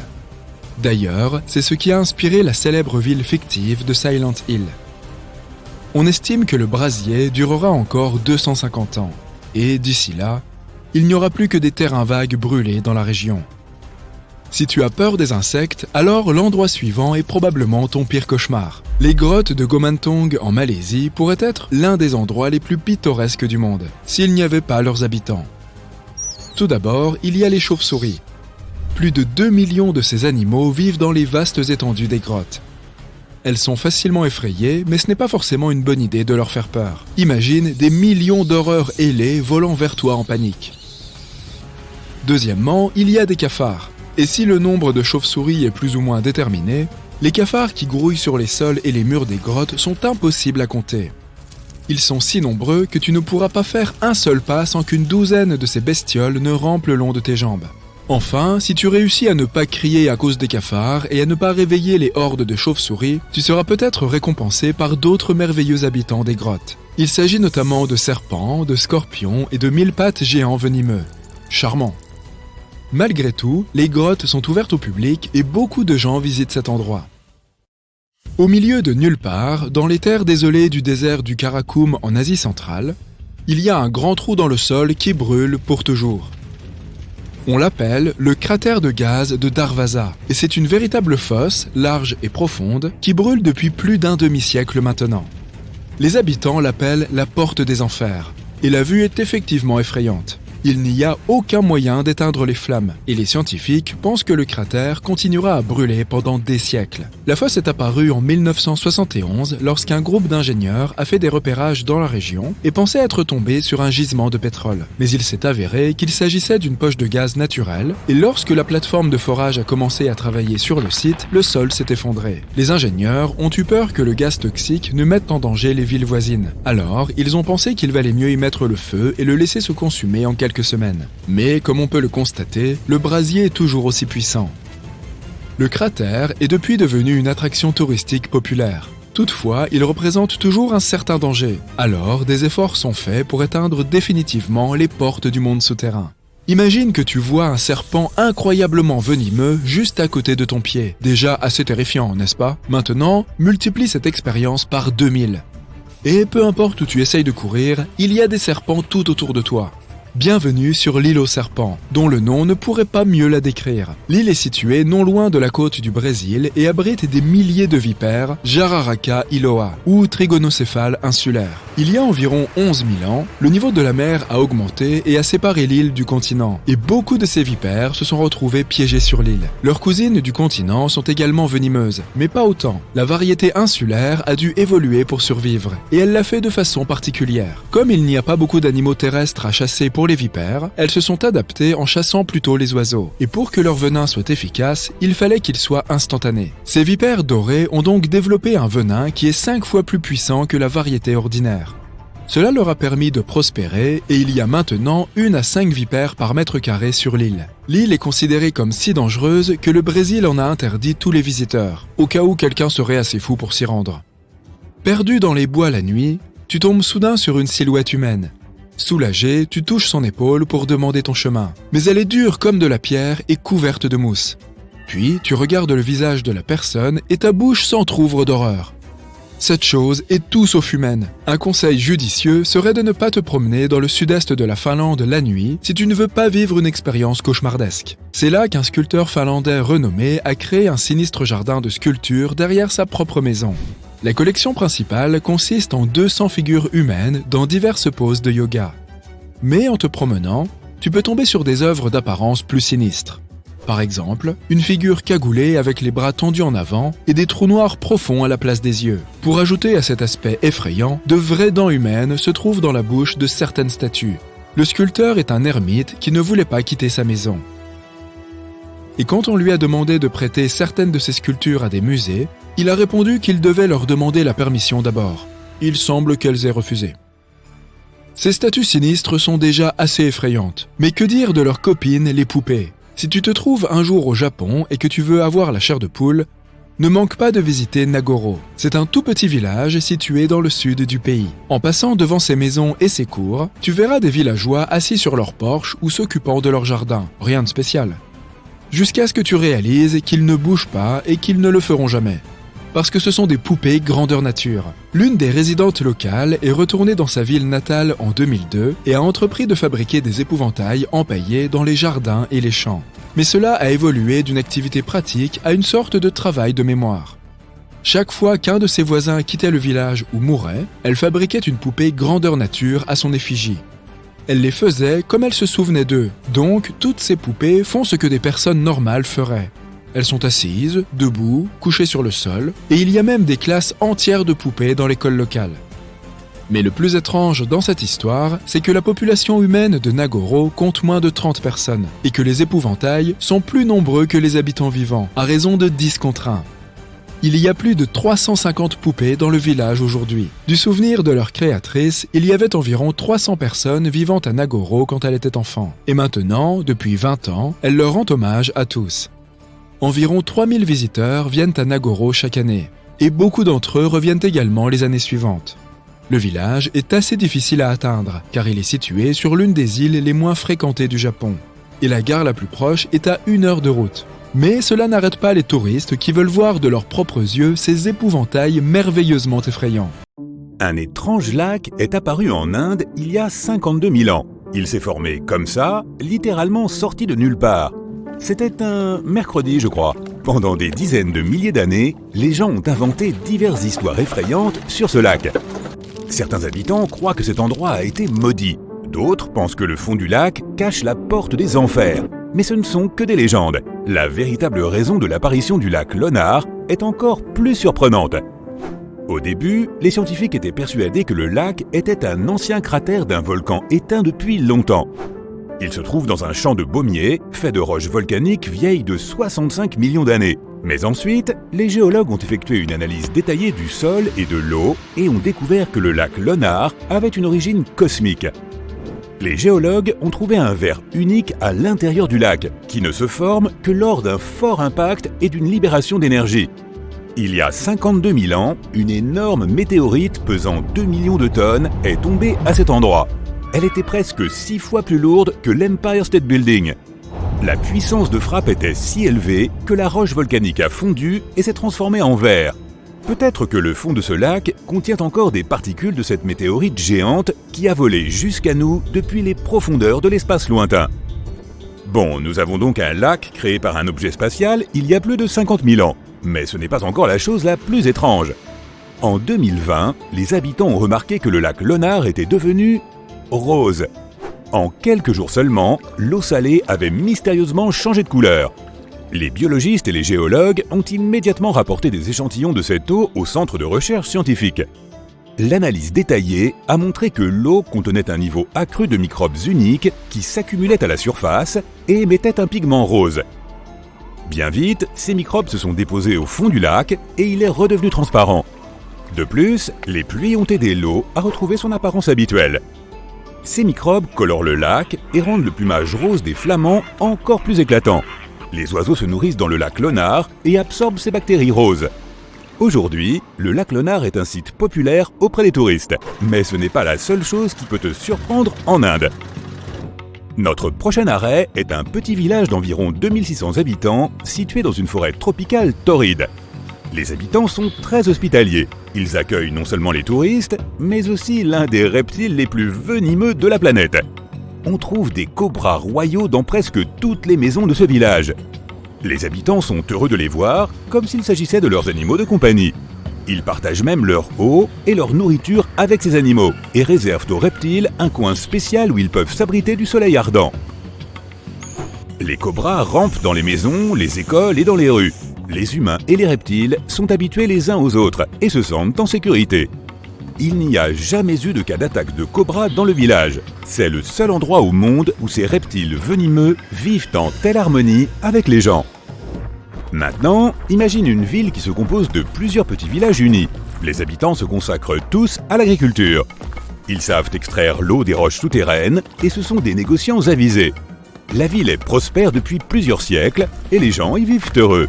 Puis, un jour, tout change. Tous les habitants emballent rapidement leurs affaires et s'enfuient de chez eux. Du jour au lendemain, la ville est abandonnée. C'est une histoire réelle qui s'est déroulée dans l'état du Rajasthan en 1825. Et pourtant, personne ne sait pourquoi les gens sont partis. La version la plus répandue dit que le cruel dirigeant local a commencé à exiger des impôts considérables auprès des habitants. Puis, il est tombé amoureux de la fille du chef d'un des villages et a menacé de lever des taxes supplémentaires si la fille refusait d'être sa femme. Les citoyens ont décidé de soutenir la fille et son père et ont quitté leur maison en un jour. La ville est toujours vide, mais les habitants des villes les plus proches ont peur de s'en approcher. Notre prochain arrêt est l'état de Maharashtra, où se trouve un petit village avec des habitants très confiants. Ils fréquentent les magasins, les cafés, les écoles et les banques. Tout ici semble tout à fait ordinaire, et tu ne remarqueras pas ce qu'il y a de si spécial ici. Mais attends que la nuit tombe. Les gens vont se coucher et personne ne ferme sa maison à clé. Il n'y a pas du tout de serrure dans ce village. Les portes de tous les bâtiments sont toujours ouvertes. Les propriétaires laissent les magasins, les cafés et les bibliothèques ouverts. Lorsqu'ils vont au travail, ils ne ferment pas non plus leur maison à clé. Ils ne cachent pas l'argent ni les bijoux. La raison en est tout simplement l'absence totale de vol. Les villageois sont persuadés que quiconque commettrait un vol pourrait avoir de sérieux problèmes. Selon une légende, il y a environ 300 ans, après des pluies et des inondations prolongées, une grande dalle de pierre noire est apparue au centre du village. Cette dalle symbolisait une créature indienne mythique qui veillait sur les habitants. À un moment donné, les gens ont cessé de verrouiller leur maison car ils savaient que personne n'oserait commettre un vol en présence de cette créature. En 2015, un poste de police a été ouvert, mais presque personne n'a signalé d'incident depuis. Le bâtiment n'a même pas de porte car la police n'y détient personne. Un autre endroit fantastique en Inde est un village de l'état d'Assam. Des centaines d'habitants se préparent ici pour une fête inhabituelle de temps en temps. Ils organisent une magnifique cérémonie de mariage. Ils dressent les tables, s'habillent avec de beaux costumes et apportent des cadeaux. Et tout cela pour les jeunes mariés. Mais ce ne sont pas des gens, mais des grenouilles qui se marient. Les habitants organisent des mariages de grenouilles sauvages pour invoquer la pluie. Ce qui est incroyable, c'est que la cérémonie ressemble à un vrai mariage. La fête peut durer toute la journée jusque tard dans la nuit. Il existe une île dangereuse et inaccessible en Inde, dans le golfe du Bengale. On l'appelle l'île de North Sentinel. C'est un petit bout de terre qui ressemble à un paradis tropical, mais tu ne pourras pas t'y rendre. Depuis 1956, personne ne peut y accoster. Les gardes-côtes naviguent autour et patrouillent la zone en permanence, afin de protéger la tribu locale des sentinelles. Cette tribu vit isolée du monde entier. Ils ne connaissent pas les technologies modernes, Internet ou la télévision. Pendant des siècles, ils ont vécu seuls, loin de la civilisation, et les Indiens du continent souhaitent aussi que ça ne change pas. Quiconque s'approche de leur île est accueilli par la tribu avec une rafale de lances et de flèches, et peu importe que tu arrives en bateau ou en hélicoptère. Une autre raison pour laquelle tu ne peux pas poser le pied sur l'île est le système immunitaire des sentinelles. Les gardes-côtes essaient de protéger la tribu locale des éventuelles maladies et infections que les étrangers pourraient apporter avec eux. Les locaux ne sont pas immunisés contre la grippe ou un simple rhume. Ils ne savent même pas ce que c'est. De plus, il y a des récifs coralliens et du calcaire autour de l'île, ce qui complique considérablement le passage des grands navires. Malgré toutes les interdictions, de nombreuses personnes ont essayé de se rendre sur l'île. En 1880, un officier britannique a découvert l'île par hasard. Il est descendu à terre et a trouvé un sol idéal pour faire pousser des cocotiers. L'officier a aussi remarqué plusieurs huttes sur l'île, mais n'a pas osé rencontrer ses habitants. Les explorateurs et les voyageurs ont souvent offert du poisson aux habitants de l'île. Les habitants l'ont accepté, en ont redemandé, mais ne les ont toujours pas laissés s'approcher de leur maison. Il était également difficile de se lier d'amitié avec la tribu, car ils communiquent dans une des langues les plus difficiles à apprendre au monde. Les scientifiques et les linguistes étudient cette langue depuis des décennies. À la fin du XXe siècle, des étrangers ont fait quelques progrès pour établir un lien avec la tribu. En 1991, une équipe d'anthropologues a invité les insulaires à bord d'un grand navire. Ils ont donné des sacs de noix de coco aux membres de la tribu. Mais le mieux est peut-être de laisser simplement ces gens tranquilles, n'est-ce pas? Imagine que tu es en train de surfer sur une vague parfaite et que soudainement elle se fige. Ça a l'air effrayant. Mais ça ne peut pas arriver dans la vraie vie, si? Eh bien si. Si tu vas en Antarctique, tu pourras peut-être voir d'incroyables vagues gelées. Ces vagues se produisent lorsque la glace est comprimée et que la pression toujours plus forte fait sortir les bulles d'air. Quant à la magnifique couleur bleue, elle est le résultat de la fonte et du regel de la glace. Lorsque l'été arrive, une rivière d'apparence ordinaire en Colombie se transforme en un arc-en-ciel liquide. Caño Cristales, souvent considérée comme la plus belle rivière du monde, brille en 5 couleurs: rouge, noir, vert, bleu et jaune. Elle n'arbore cet aspect que pendant 6 mois de l'année, car la plante aquatique qui lui donne ses teintes vives a besoin du bon niveau d'eau et de la bonne quantité de soleil pour opérer sa magie. L'Australie abrite une chute d'eau horizontale unique sur la côte de la région de Kimberley. Ce n'est en réalité qu'un flux de marées rapides qui se déplace à travers 2 rochers étroits et alignés. Les marées peuvent s'élever de 9 mètres. Les chutes s'inversent chaque fois que la marée change. Le plus gros rocher du monde se trouve aussi en Australie. Uluru est si gros qu'il ressemble à une grande colline. Il a une circonférence de 10 km et mesure 350 mètres de haut. Les bords sont érodés car le rocher est là depuis toujours.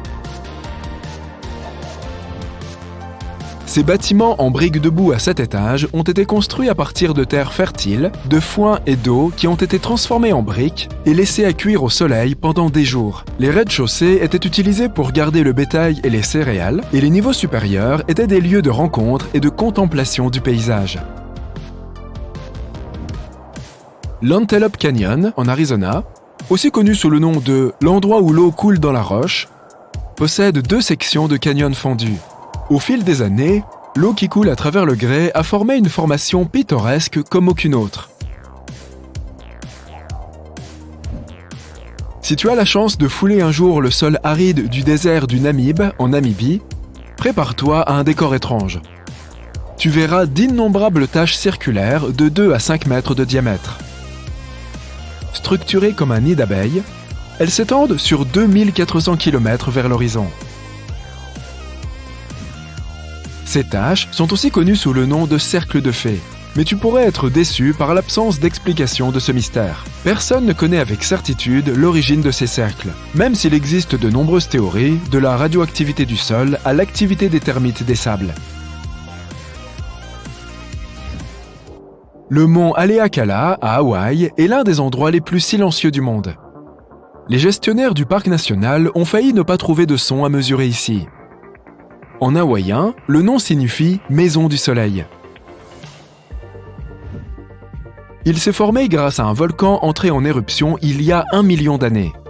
Les coulées de lave se sont accumulées au fil des années et ont formé une montagne. Elle a son propre microclimat qu'il est impossible de prévoir. Il faut presque 1 semaine de bateau depuis l'Afrique du Sud pour se rendre jusqu'à la colonie la plus isolée au monde, baptisée Édimbourg des 7 mers. Il faut une permission spéciale du gouvernement local pour la visiter en tant que touriste. Environ 300 habitants y vivent tous comme une famille, cultivent leur propre nourriture et gardent leur île impeccablement propre. La forêt du Daintree, en Australie, est la plus ancienne forêt tropicale du monde. Elle existe depuis plus de 100 millions d'années.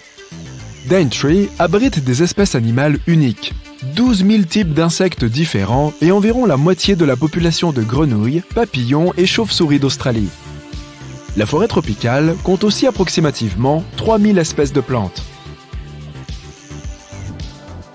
Les roches mouvantes sont appelées ainsi car elles semblent se déplacer sur le lit du lac asséché de Racetrack Playa, dans le parc national de la Vallée de la Mort en Californie. En se déplaçant, les roches laissent derrière elles des traces effrayantes qui ont laissé les scientifiques perplexes.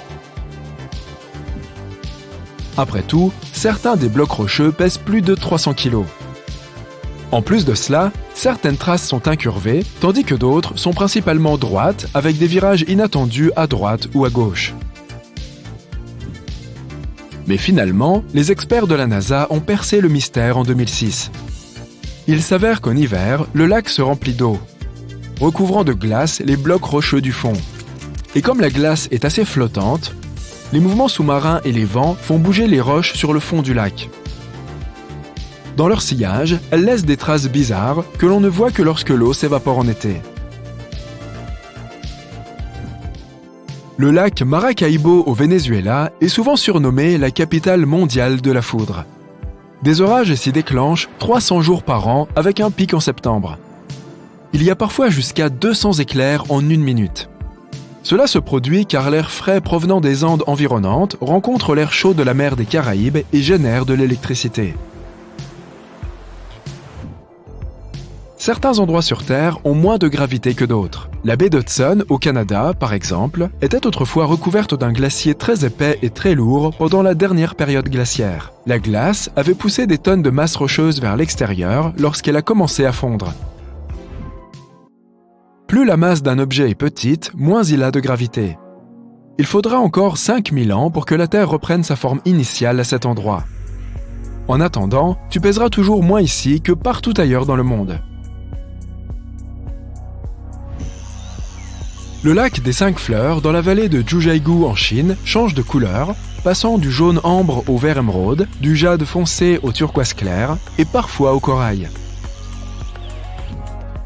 Il ne gèle jamais grâce aux sources chaudes sous-marines et ne fond ni ne s'assèche pas, contrairement aux autres lacs voisins. Les locaux disent qu'il est constitué de morceaux d'un miroir tombé du ciel.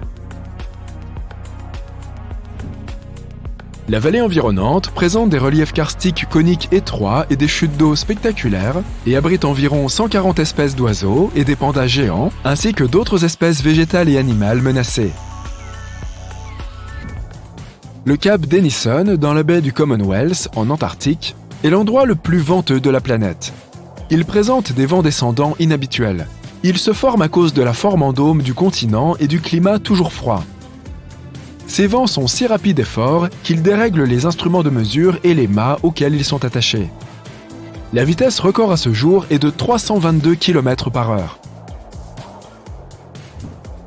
Le désert du Sahara, qui occupe 10% de la superficie du continent africain, est extrêmement chaud et sec. C'est pourquoi c'est l'un des endroits où le ciel est le plus clair. Il n'y a presque jamais de nuages. Ce facteur, couplé à l'éloignement de toute civilisation, en fait l'un des meilleurs spots pour observer les étoiles. Au Danemark, les gens sont assez régulièrement témoins d'un étrange phénomène appelé soleil noir. Et c'est encore plus bizarre quand on sait que les oiseaux sont à l'origine de ce phénomène inhabituel. Chaque printemps et automne, des millions d'étourneaux entament leur migration annuelle depuis la Suède, la Finlande et la Norvège vers la Grande-Bretagne, la Belgique et la France. Le Danemark est l'endroit où tu peux observer le Sortsol, le nom danois du soleil noir. Les oiseaux voyagent en grande volée, ce qui facilite l'échange d'informations et permet de rester au chaud. Avant d'atterrir, ils effectuent des mouvements qui ressemblent à une danse. Mais en fait, ils exécutent différentes formations pour tenter de faire fuir les prédateurs. Et bien que les oiseaux volent selon des schémas hautement synchronisés, les gens pensent que l'immense volée change de forme de façon chaotique. Le soleil noir ne dure que 20 minutes pendant le coucher du soleil, et il faut être soit rapide, soit chanceux pour voir ce phénomène. Le secret de la couleur bonbon de la plage de sable rose de la Barbade réside dans les coraux écrasés qui s'y trouvent et les minuscules organismes rouges unicellulaires qui vivent en dessous. Tu peux voir cette fameuse teinte lorsque les vagues sont assez fortes pour emporter ce mélange sur le rivage. Le secret de la propreté impeccable de cet endroit est qu'il n'a pas d'installation publique et qu'il est moins fréquenté que les autres îles des Caraïbes. Il a fallu des milliers d'années pour former les étangs de Picaninny en Australie. Pendant tout ce temps, l'eau douce souterraine est remontée lentement à la surface à travers le calcaire. Cela a formé une grande caverne sous-marine aux parois de calcaire blanc.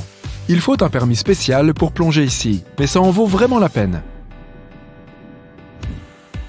La cascade de Baatara Gorge présente 3 ponts naturels que tout le monde peut traverser afin de prendre de superbes photos et même faire un pique-nique. La cascade est le résultat de l'érosion du calcaire qui dure depuis des millions d'années, même si on dirait que quelqu'un a fait un trou en plein milieu. Elle est située dans le village de la Tanourine, qui se trouve à seulement 2 heures de la capitale libanaise, Beyrouth. Un village de l'état de Meghalaya, en Inde, est connu pour être le plus humide de la planète, selon le Guinness des records. Les précipitations annuelles moyennes y sont d'environ 12 000 mm. C'est le résultat des vents de mousson chauds et humides venant du golfe du Bengale qui apportent des nuages pleins de pluie. Elles se déversent dans les rivières et les chutes d'eau et ne s'arrêtent jamais. Les habitants qui travaillent dans les champs portent toujours des couvertures en forme de panier pour se protéger tant bien que mal. Le village de Leknes, qui compte environ 3500 habitants, est situé en Norvège, au-dessus du cercle polaire. Il bénéficie d'un climat exceptionnellement doux par rapport à d'autres endroits situés à la même latitude. En janvier, la température minimum moyenne est de 0 degré Celsius et descend rarement en dessous de -1 degré Celsius. En juillet, la température moyenne est de 12 degrés Celsius, ce qui est assez commun pour de nombreux autres endroits en Europe. Puna au Pérou. C'est un désert vide, une terre rocailleuse et un grand rien. Ah non, attends, il y a la yareta. La yareta est une plante à fleurs tellement particulière qu'on pourrait croire qu'elle a été photoshopée. C'est dire à quel point elle est différente du reste du désert. À première vue, on dirait des rochers couverts de mousse. Mais il s'agit d'une plante vieille de 3000 ans, que l'on trouve dans les prairies gelées de la Puna, dans les Andes.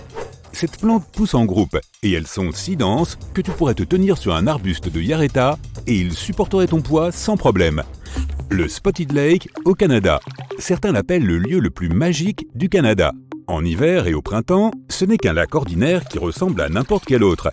Mais essaie d'y aller en été, quand l'eau commence à s'évaporer. Tu auras l'impression d'entrer dans un autre monde, un paysage avec des taches bleues, vertes et jaunes.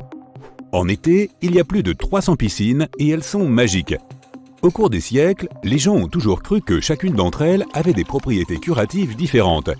Oh, et l'explication de ces couleurs vives est purement scientifique. Chacune d'entre elles a une forte concentration de minéraux différents.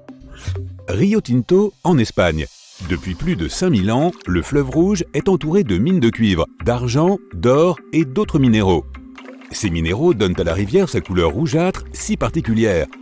Les gens ont exploité cette région pendant des siècles, jusqu'à ce que toute l'industrie commence à disparaître. Les mines sont restées abandonnées jusqu'à leur redécouverte au XVIIIe siècle. La rivière est assez impressionnante, mais elle est aussi très dangereuse pour les humains en raison de sa forte acidité. Les bactéries présentes dans l'eau créent des conditions similaires à celles que l'on peut trouver dans d'autres endroits de notre système solaire. Par exemple, les scientifiques pensent qu'il y a une chose assez identique sur l'une des lunes de Jupiter, Europe. Un océan acide est caché sous la surface de la Lune. La baie de Toyama. Si tu te promènes le long de la côte de la baie de Toyama au Japon, tu auras peut-être la chance de voir une lumière bleu néon du genre mystique. Elle vient de sous l'eau et éclaire la mer pendant la nuit. Il n'y a pas beaucoup d'endroits où tu peux voir un phénomène pareil. C'est le calmar luciole qui est responsable de ce spectacle époustouflant. Cette créature habite à une profondeur de plus de 200 mètres sous la surface. Mais au printemps, ils se regroupent près de la côte. Parfois, les vagues les emportent même jusqu'au rivage. La lumière que ces animaux émettent est en fait un camouflage qui les aide à se cacher et à se protéger. Pendant la journée, les calmars retournent dans les profondeurs, mais la nuit, ils reviennent faire la fête près du rivage. La lumière qu'ils produisent n'est pas suffisamment forte pour pouvoir lire un livre dans le noir, mais elle est tout de même assez impressionnante. Fly Geyser, Nevada, aux États-Unis. Imagine que tu es dans une fusée spatiale. À un moment donné, tu réalises que tu es entré dans l'atmosphère d'une planète inconnue. Tu n'as même pas vu qu'elle était là.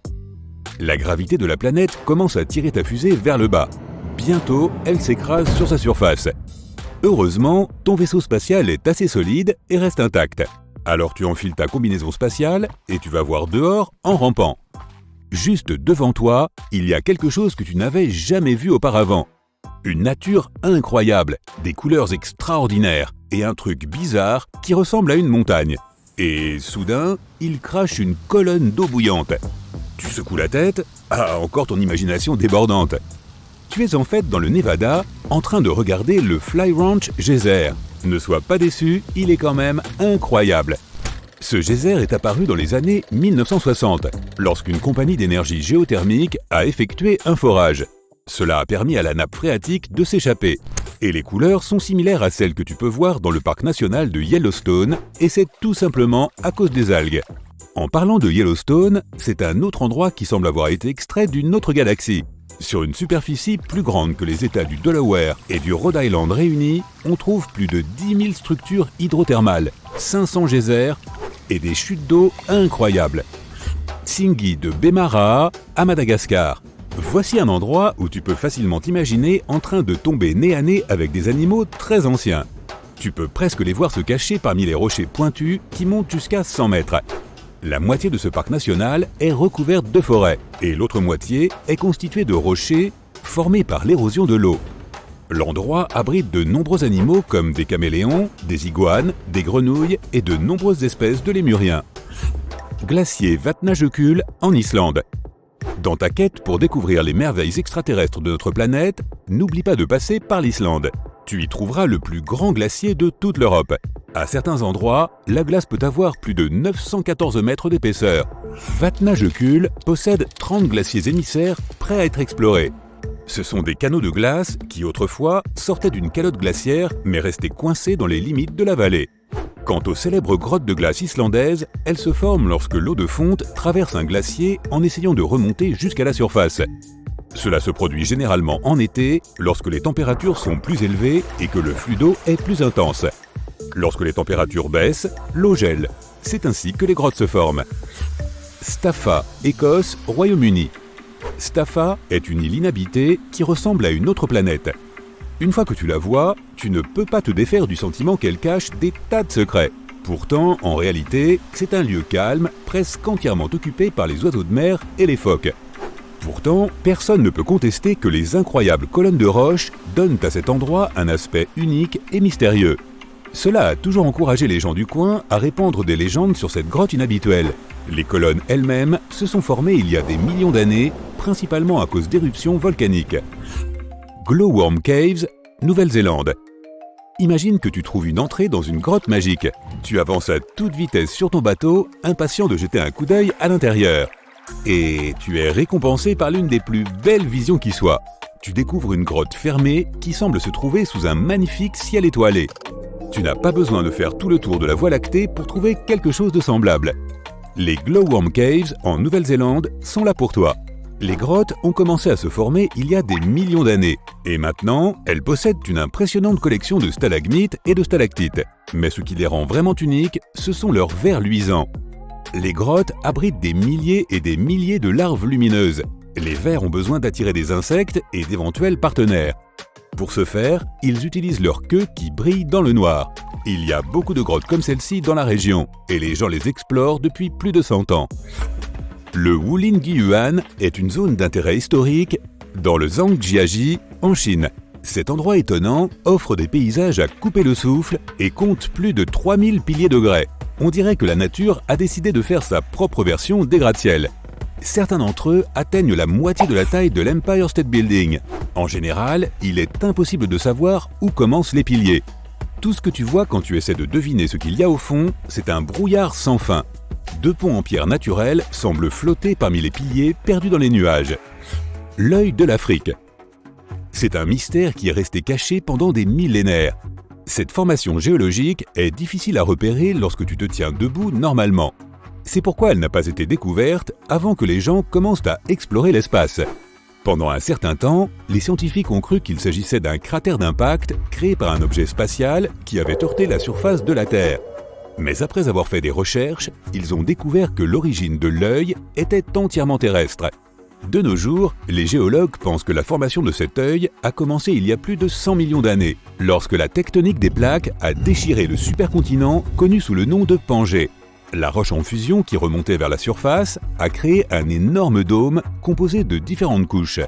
Plus tard, l'activité volcanique et l'érosion ont fini de former l'œil. Lac Baïkal, Russie. Le plus profond, le plus ancien et l'un des plus grands lacs d'eau douce du monde a forcément des secrets qui lui sont propres. Le lac est gelé de début janvier à mai. En été, l'eau est si claire que l'on peut voir jusqu'à 40 mètres de profondeur. C'est parce que la glace dégelée des montagnes sibériennes est incroyablement pure. Il n'y a pas non plus de sels minéraux dans le Baïkal. Salar de Uyuni, Bolivie. C'est l'un des endroits les plus difficiles d'accès d'Amérique du Sud. La plus grande plaine salée du monde s'étend sur plus de 10 400 km². Il est apparu lorsque les lacs préhistoriques se sont évaporés il y a des milliers d'années. Une épaisse croûte de sel s'étend au-delà de l'horizon. À un moment donné, on ne sait même plus où la Terre se termine et le ciel commence. Le désert d'Atacama, au Chili. Le désert le plus sec du monde est fait de paysages rocheux, de lacs salés, de dunes et de températures extrêmes. Dans certaines parties du désert, il n'y a pas eu de pluie depuis près de 500 ans. Sans eau ni nutriments provenant du sol, il n'y a pas non plus de plantes. C'est l'une des raisons pour lesquelles tu peux avoir l'impression d'être sur une autre planète comme Mars. Mais attends que la nuit tombe. Tu pourras admirer un ciel infini rempli d'étoiles, comme une fenêtre ouverte sur l'univers et ses mystères. L'avenue des Baobabs est probablement la plus incroyable et la plus surréaliste au monde. Pour la voir, direction Madagascar. Ce n'est d'ailleurs pas la seule chose de grande taille que tu puisses y trouver, puisque cette île abrite aussi d'énormes papillons comètes. Leur envergure est immense, jusqu'à 20 cm, donc tu pourras les repérer facilement. Wakachina est une véritable oasis au milieu d'un désert, avec un tas de clubs et de bars. Une activité amusante que tu peux y pratiquer est le sandboard. Assure-toi d'avoir des lunettes de protection et la bouche bien fermée. Le tunnel de l'amour à Klevan, en Ukraine, est entièrement recouvert de plantes. Certains couples croient que s'ils traversent ensemble ce tunnel de 4 km de long, leur rêve pourrait se réaliser. Mais fais attention à ce que tu souhaites, des trains passent par ce tunnel 3 fois par jour. Les Dark Hedges, en Irlande du Nord, ont un aspect un peu effrayant, notamment à cause de la légende qui entoure cette allée. Les habitants racontent qu'elle est hantée par un fantôme appelé la Dame Grise. Au fait, devine quelle série a été filmée ici. Dans le nord du Portugal, il y a une merveilleuse maison qui ressemble à un bâtiment préhistorique, presque comme une grotte, mais c'est une vraie maison. Elle s'appelle Casa do Penedo, ce qui signifie littéralement « maison du rocher », et c'est désormais un petit musée. De loin, elle ressemble à une énorme pierre et à une parfaite demeure pour une créature mystérieuse. Une autre de ces demeures se trouve en Italie, quelque part au milieu du lac de Resia. C'est un lac artificiel créé à la suite d'une inondation. Cet endroit est célèbre pour son église du XIVe siècle qui se dresse au beau milieu de l'eau. Et le seul moment où tu peux y aller à pied est en hiver, quand, et si, le lac est gelé. Un lac sur lequel tu peux marcher sans crainte est le lac Baïkal. Pas étonnant, situé au cœur de la Sibérie, il gèle chaque hiver. Il est si grand qu'il compte 27 îles. C'est aussi le lac le plus profond du monde, il atteint presque 1640 mètres de profondeur. En route vers des sources chaudes maintenant. Grand Prismatic Spring, dans le Wyoming, est la plus grande source des États-Unis et la 3e plus grande source d'eau de ce type dans le monde. Ne t'avise pas de t'y baigner, non seulement l'eau est bouillante, mais tu risques aussi de devoir payer une amende. Profites-en en toute sécurité depuis la rive. Le Mont-Saint-Michel en Normandie est une destination de contes de fées par excellence, si tu as toujours voulu te sentir dans la peau d'un prince ou d'une princesse. Cette magnifique citadelle est entourée d'eau, mais pas tout le temps. Tout dépend de la lune. La marée la plus haute peut être observée de 36 à 48 heures après la pleine lune. La plupart du temps, ce n'est qu'une vaste zone déserte avec quelques flaques d'eau. Un ciel nocturne avec des milliers d'étoiles est certes très romantique, mais une mer d'étoiles l'est probablement encore plus. Bienvenue aux Maldives, sur l'île de Vadou. Là, les plages scintillent de bleu la nuit, grâce au plancton bioluminescent présent dans l'eau de mer. Si les étoiles ne t'intéressent pas tant que ça, tu préfères peut-être un ciel rempli de ballons. La Cappadoce, une région de Turquie, est à l'origine célèbre pour ses incroyables formations rocheuses, mais elle attire aussi les visiteurs grâce à la merveilleuse expérience qu'elle offre en montgolfière. Pour ceux qui ont toujours voulu marcher sur les nuages quand ils regardent par la fenêtre d'un avion, bonne nouvelle, tu peux le faire en Bolivie. Ce n'est pas un nuage au sens propre, mais un très grand lac salé. Il s'appelle Salar de Uyuni et il reflète le ciel pendant la saison des pluies, créant cette illusion d'infini et de marcher sur le ciel. En Colombie, n'oublie pas de visiter le sanctuaire de Las Lajas. Pour y arriver, tu devras traverser un pont qui semble être suspendu en l'air avec de l'eau qui coule très rapidement en dessous. Nous voilà de retour en France, à Colmar exactement, en Alsace. Regarde ces maisons, des façades colorées en bois, des canaux tout fleuris, des rues pavées, n'est-ce pas magnifique ? L'Allemagne est pleine de villes avec des petites maisons qui semblent faites en pain d'épices et Rothenburg ob der Tauber ne fait pas exception. C'est une ville médiévale presque entièrement préservée avec des dizaines de façades multicolores et d'authentiques tavernes. Elle est particulièrement magique en hiver avec ses toits recouverts de neige et ses marchés de Noël illuminés. En Islande, de nombreuses maisons ont des toits en herbe. Ces habitations sont appelées turfhouses et l'herbe qui les recouvre a de multiples fonctions. Elle ne sert pas seulement à décorer, mais aussi à protéger les maisons des fortes pluies. L'herbe pousse dans les fondations faites de pierres de lave et doit être régulièrement taillée. Au Costa Rica, sur l'île d'El Caño, il y a un ensemble d'environ 300 pierres sphériques de différentes tailles. Les locaux les appellent las bolas, ce qui signifie tout simplement les boules. Ces pierres ont une forme presque parfaitement ronde. Certaines d'entre elles sont énormes, pesant jusqu'à 16 tonnes. Elles sont faites de différents matériaux, gabbro, calcaire et grès. On pense qu'elles ont été alignées devant les maisons des chefs. Personne ne sait avec certitude d'où viennent ces boules, mais certains mythes prétendent qu'elles proviennent de l'Atlantide.